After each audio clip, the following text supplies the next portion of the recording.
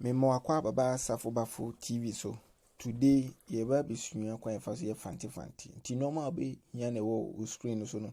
Fresh in toast, garlic, ginger, genie, red fish and as fresh fish bia engo.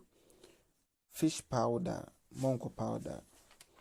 And the kind kwa de fresh in toast. Really bad na kuna this blender na blender. So then we are in into blend we are no asa blend green.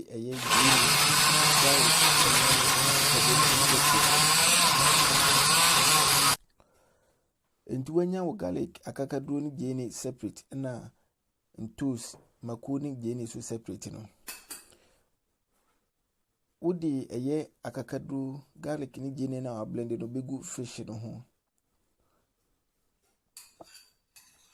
Uwi ana wode enchine kakra so apete ho enchine ne srew hye so ma me se umfa no too much minua Mfante forum no omkasa bi abrofo bam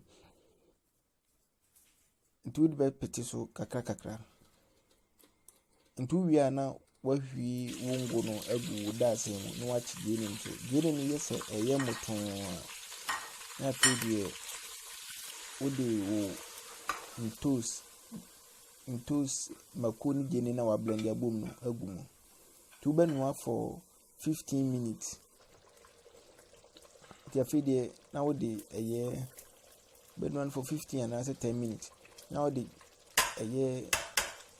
monko powder na fish powder no agumu we ehun so be so cube ya we natural one enti so I say air burn na wodi fresh fish and as red fish no what the garlic ni gene no apete ho no wo di agu stew no o se stew na se ebi ansa na wo di fish na agu menti sa ebetete tu wi anu alu ja no na enu ade nto boasie abon kakra titi Mfante Fante na aye ready no tu wi ana wanya banku bisa wetin dey dig gari Mfante dok no ope kwa enfa so ye Mfante dok na obetima searching videos no mayebi tu wi na dey ahye Nyankopon sa na wabɔ mpaye adanase mensa kan so Mr. Obrana yenidi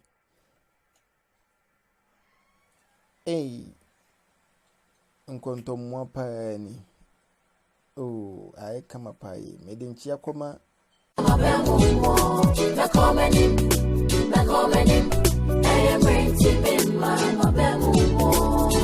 Sa brodo mangun shrane na boben swan swaba sa ngudiane swapwa na selfon wanye yempa